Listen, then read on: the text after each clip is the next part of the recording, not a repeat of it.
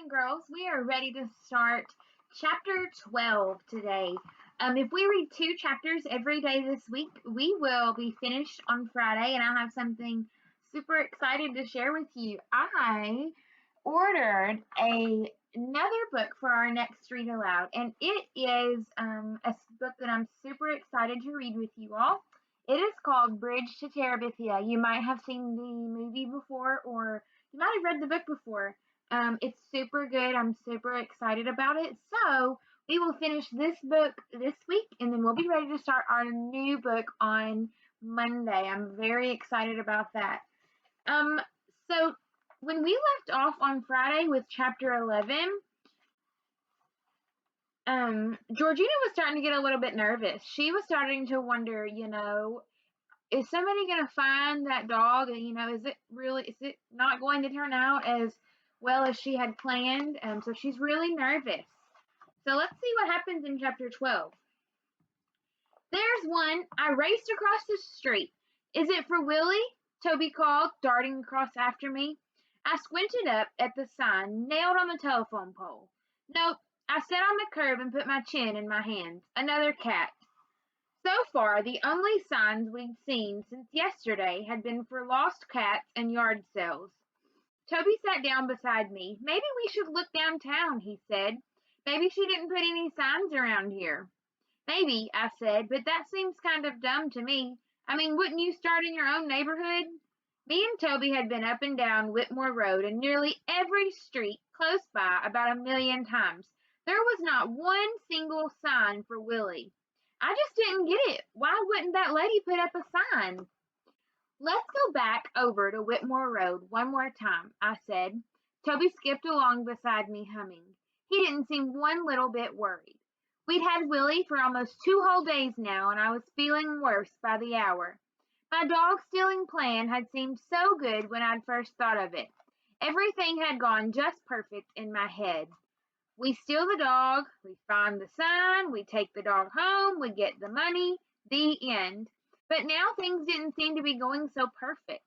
When we got to Whitmore Road, I turned to Toby. Remember I said, act normal. Don't look guilty or anything, okay? We strolled along the edge of the road, looking at fence posts, telephone poles, anything that might have a sign on it. And then we heard someone calling from behind us. Willie! We strolled along, and Toby looked at me all wide-eyed. What do we do? He whispered. Before I could answer, that fat lady was walking toward us. Hey, kids, she called to me and Toby. Hey, I said, and set a smile on my face. Her shorts went swish, swish, swish as she walked. A bright pink t-shirt stretched over her big stomach. Even her feet were fat, budging over the sides of her yellow flip-flops. Have y'all seen a loose dog? She said. She was breathing hard and clutching her heart like she was going to fall dead any minute. Nope, Toby practically yelled. I glared at him, then turned back to the lady. What does it look like? I said, squeezing my eyebrows together in a worried way. He's about this big. She held her hands up to show us. He's white with a black eye patch, and his name is Willie. Then she started crying, real hard, like the way that little kids cry. I just can't imagine where he could be. He never leaves home. Maybe he decided to run away, Toby said. Before I could poke him, the lady said, No, not Willie. He would never do that. Her face crumpled up and she had another full-out crying spell. I like to die when she did that. And then, as if I wasn't feeling bad enough, she said, What if something really bad has happened to him? Before I could stop myself, I said, You want me and Toby to help you look for him? She sniffed and nodded. Would you do that? Sure. I poked Toby. Right, Toby? He nodded. Yeah, right, he said. The lady smiled and pulled a tissue out of the pocket of her shorts. She blew her nose and stuffed the tissue in her back pocket. Strands of damp hair clung to her splotchy red cheeks. Do y'all live around here? She said. Me and Toby looked at each other. Sorta, I said. I mean, yeah, we live over that way. I pointed in the direction of the street where our car was parked. That wasn't lying, right? I live right there. She pointed to her house. I'll show y'all Willie's picture, okay? Me and Toby followed her up to the walk to the house. At the door, she turned and said, "My name's Carmela, by the way, Carmela Whitmore." "I'm Georgina," I said. "That's my brother Toby." "I'll be right back," she said. Then she disappeared into the darkness of her home. I pushed my face against the screen and peered inside. My stomach did a flip-flop. I pressed my face closer to the screen to make sure I was seeing right. I was. The inside of that house wasn't one little bit like I'd imagined it would be. Ever since I laid my eyes on 27 Whitmore Road, I'd pictured rooms with glittering crystal chandeliers and fancy furniture. I'd imagined a thick, silky carpet with covered with roses and paintings on the walls. Those fancy kind with swirly gold frames like in museums. I'd even pictured a servant lady bringing in tea and cookies on a silver tray. But what I saw when I peered through that door was a dark and dreary room filled to bursting with all kinds of junky stuff. Piles of newspaper and clothes, boxes and sorry, I lost my spot. Boxes and dishes, no chandeliers, no fancy furniture. Carmela came out of a back room carrying a small silver picture frame. "Here's Willie," she said, joining me and Toby on the porch and handing me the picture. There was Willie looking out at me from that silver frame, smiling his little doggy smile. "He sure is cute," I made myself say, but my voice came out real quiet and shaky. Carmela nodded and wiped at her tears. "He's the cutest dog you ever saw," she said, "and smart, talk about smart." She smiled down at the picture in my hand. "He can count. Can you believe that?" "Really?" Toby said. Carmela nodded. "Really," with his little paw. "Like this." She pawed the air with her hand. "Maybe he got lost," Toby said. Carmela shook her head. "Maybe. But it's just so unlike him. He knows this neighborhood real good, and everybody knows him." She took the picture from me and dropped into a rocking chair. "I can't figure out how that front gate got open," she said. "Maybe it was the paper boy or something," I said. "Nah, he just flings it up here on the porch." She looked out at the street. "I've driven everywhere I can think of. I called the animal control officer. I've talked to all my neighbors. I just don't know what else to do." Then she started crying real hard again, and I had to look down at my feet. I could feel Toby fidgeting beside me. "Why don't you put up some signs?" I said. Carmela looked up. "Signs?" "Yeah, you know, those lost dog signs." "Well, silly me," she said. "Of course I should put up some signs." "Me and Toby can help," I said. "Right, Toby?" "Right." Toby grinned at Carmela. "That would be great," she said, pushing herself out of the rocking chair with a grunt. "Y'all want to come inside?" Toby looked at me with wide eyes. We weren't supposed to go in anybody's house unless we knew them real good. But Carmela seemed like an okay person to me. "Sure," I said. "Come on, Toby." Then I pulled on Toby's t-shirt.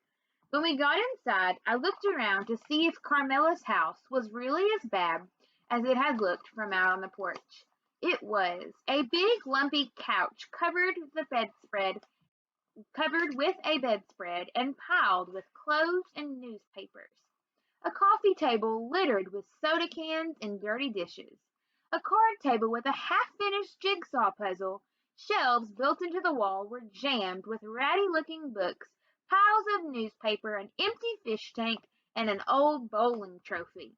Instead of the rose-covered carpet I had pictured, the wooden floors were bare, worn, and dirty, and nearly everywhere I looked there was a dog toy, all chewed up and loved. That almost broke my heart and made me tell that Lady Carmela everything. But of course I didn't. My head was swimming with so many mixed up thoughts, I couldn't get myself to say anything. Carmela shuffled over to a cluttered desk and rummaged through the drawer, then pulled out some paper. She took a red marker out of a mason jar on the desk and stared down at the paper. "What should I say?" she said. "How about lost? Little black and white dog. His name is Willie," I said. "And then put reward," Toby said. "Darn, how come he had to go on and say that?" I was going to ease into that part, but it was too late now. Reward? Karma said and looked confused. I jumped in there before Toby could. He was bound to get us in trouble. Yeah, I said. That's a good idea. Just to make sure people notice and stuff. You mean like money? Carmela stared down at the paper on the desk. Yeah, money, Toby said. I shot him a look. I wish he'd hush up and let me do the talking. Gosh, Carmela said, I don't know. She pressed her lips together and kept staring down at the paper on the desk. Then she looked up at me and Toby. How much money? She said. $500, Toby blurted out. $500? Carmela kind of swayed a little bit, like she was going to fall right over. I haven't got that kind of money, she said. You don't? I said. She shook her head. Then how much reward could you pay? I said. Well, I was thinking maybe like $50, Carmela said. $50? That wasn't nearly enough. I felt Toby watching me. My mind was racing. But before I could think of what to say, Carmela sank down onto the lumpy couch with a whoosh. Then she shook her head and said, I guess that's not very much, huh? Well, maybe you could get some more, I said. Carmela looked down at her lap. Little beads of sweat formed on her upper lip. I could ask for some extra hours at work, she said, but that won't help much. Then she snapped her fingers. I know what. I'll see if I can borrow some money from Gertie. Yeah, Toby said. Then he added, Wait, who's Gertie?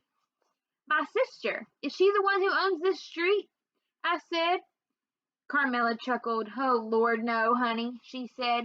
She teaches school over in Fayetteville. And who owns this street? I said. Your daddy or somebody? What do you mean, owns this street? Carmela frowned at me. I just figured since your last name is Whitmore and... Oh, Carmela said. You mean 'cause this is Whitmore Road? I nodded. Carmela shook her head. My great-granddaddy owned all this land one time. She swept her arm out toward the window. He built this house with his very own hands, brick by brick, she said, and had a big old farm that went way on out there past the highway.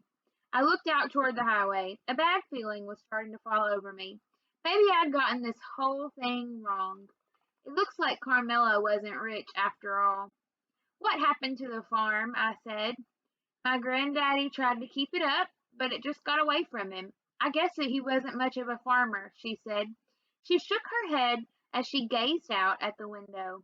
By the time my daddy got this house, she went on, the only thing left of the family farm was this little old yard and our name on a street sign.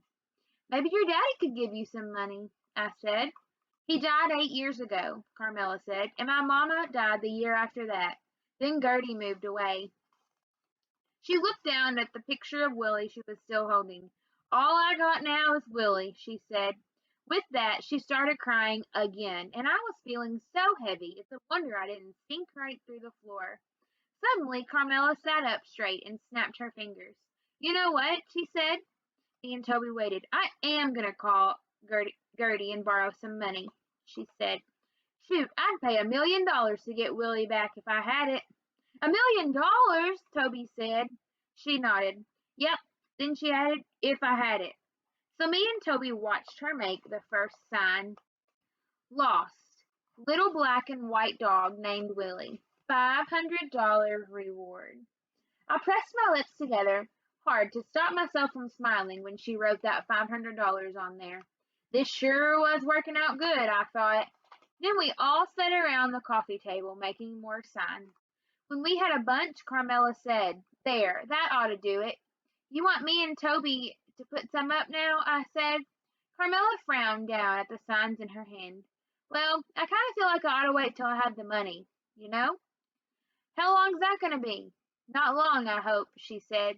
I'll call Gertie tonight. She looked down at a dog toy on the floor, a chewed-up rubber slipper. She wheezed a little bit as she bent to pick it up. I think I'll go drive around some more and keep looking for him, she said, turning the slipper over. I can't hardly stand to think about another night without Willie. Well, we'll come back tomorrow, okay? I said. Carmela nodded. Okay. Me and Toby watched Carmela drive away, then raced back to our car to get some food scraps for Willie. I put a biscuit and a half a grilled cheese sandwich in a grocery bag, then rummaged through the stuff in the trunk till I found a towel for Willie's bed. Okay, I said, let's go. Willie sure was glad to see us. He wagged and yipped and carried on. When we got up to the porch, he jumped all over us, licking our faces. When I opened the grocery bag with scraps, he like to went crazy. He gulped everything down, then licked that bag till there wasn't one little crumb left. I put my arm around him and laid my head on top of his. I promise I'm going to take you home, okay? I said. I pulled him onto my lap and stroked his back. He laid his head on my knee and sighed. He looks kind of sad, Toby said. I looked down at Willie. Don't be sad, little fella, I said. He lifted his doggy eyebrows, and I could see what he was thinking right there on his face. Then the tears that I'd been trying to hold back for so long came spilling out. What's the matter, Georgina? Toby said.